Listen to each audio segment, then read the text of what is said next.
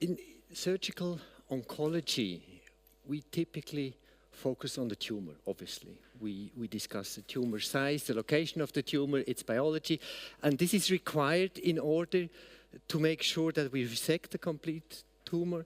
It's also important to judge whether we need oncological treatments pre or post-surgery. And the goals here obviously are all to improve survival. But one of the problems between surgery and survival is in between, which is sometimes not recognized. And these are postoperative complications. Although not frequently, but the consequences of complications is significant, like reduced inflammation, reduced immune responses, delayed healing, prolonged hospitalization, you name it. Sometimes no radiotherapy, no chemotherapy at all because of a patient who's injured. And the extent, the magnitude of complications on survival is about 10 to 30% overall survival. And this is the same magnitude compared to complete surgery or effective chemotherapy. In other words, one complication can undo all the other efforts by radiotherapy, by surgical oncology, by adjuvant chemotherapy. And this is why we are interested in to judge, to identify patients who are at risk. We listen to the patient, we listen to the patient's history. We try to identify patients who do not tolerate the surgical stress. We listen with a stethoscope or other means.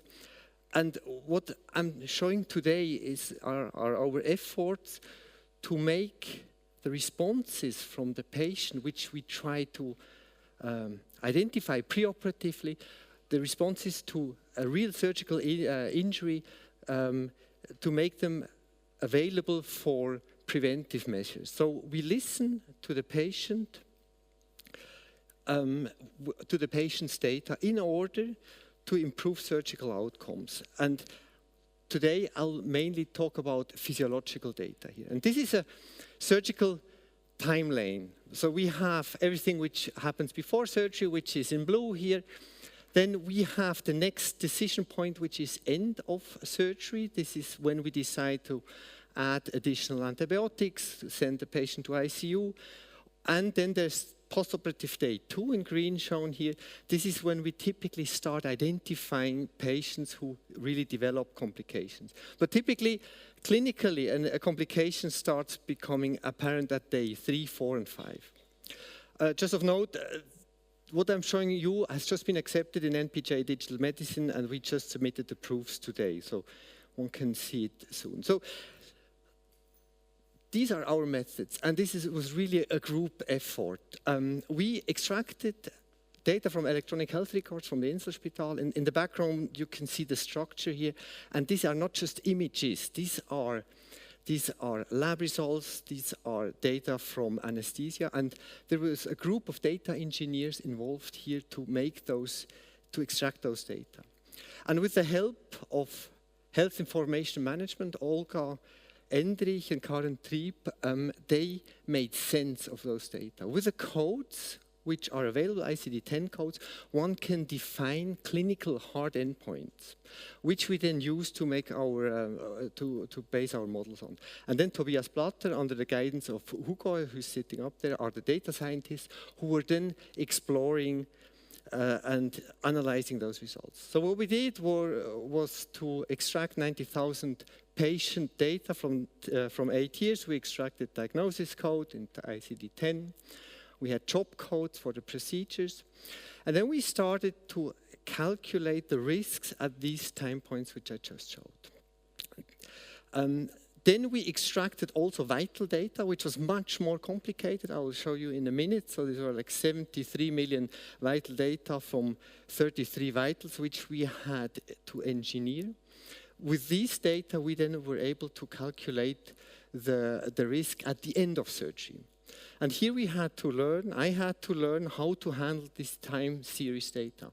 And this is what makes analysis of surgical data interesting because there are true time series with a true starting point. If you have a cancer, you typically do not know when the cancer started. If you do surgery, you know exactly when all the biological consequences become apparent and when they started.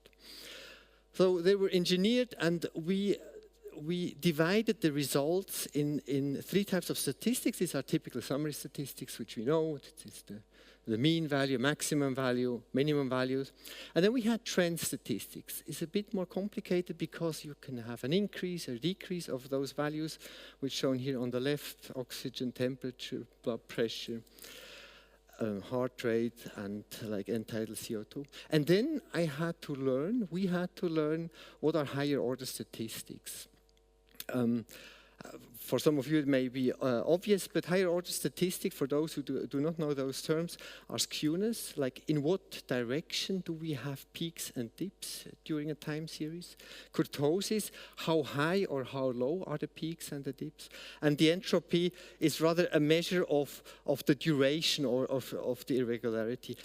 And these are measures which indicate an unstable operation, which obviously is of interest to identify patients at risk.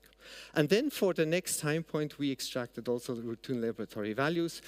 This we've done actually before in order to identify how good we can predict outcomes at postoperative day 2, just as a comparator. So what we did first is obviously to identify risks present before surgery.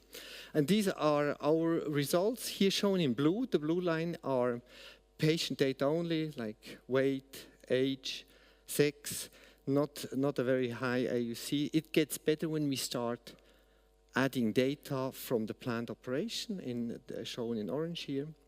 Comorbidities are important, and obviously all together result in the highest predictive capacity. The next question we asked is, at what stage of those three stages, like blue, orange, and green, do we have the highest increase of prediction? And this you can see here, where you can see, and this is now a bit a smaller cohort, this is why the numbers are a bit different, the prediction at the start of surgery, which is in blue. And then the biggest increase is just between incision, like getting the information between incision and end of surgery. Like between blue and orange, that's the biggest step. And the step between orange and green, which is the result at day 2, is not as big as it was before. Then we asked which parameters are relevant. In purple shown here are parameters of the patient, which we had in ICD-10 codes. Blue are the procedure codes here. And what one can see is that the information obtained during the operation, which is shown here in orange, is significant. It's very important to the overall prediction of complications. One can also see that the summary statistics are important, trend statistics a little bit less, but higher order statistics have the same predictive capacity compared to surgery duration, which is accepted to be quite a strong predictor of complications. In the next step, we then ask the question, which parameter is important? And this is just to make a very long story short. We identified, for instance, that oxygen saturation is important. One can see that on the top right, that temperature levels are important, but also that irregularities from the procedure itself, as shown in the higher order statistics, indicate complications. And not unexpected, and this is basically the fact that it supports previous knowledge, is that we have found that high oxygen saturation is rather protective, whereas a high heart rate at the bottom here is rather an indicator of a risk. So we think the summary on the right-hand side is important for the physician to understand, to develop trust in those models, and then also to react to those findings. I come to the summary here, is that it is important to identify that, to understand that complications really drive outcome, and that the signals are there. We made them available already. But to understand those signals, to develop trust in what we obtained, and to develop this pipeline further is what is the challenge for the near future. I'm a bit interested in trust, complications, communication, and if you're interested as well, we have a conference here in 3.5 weeks here at the CITEM, and you may want to check out the program with quite international speakers. So thank you very much.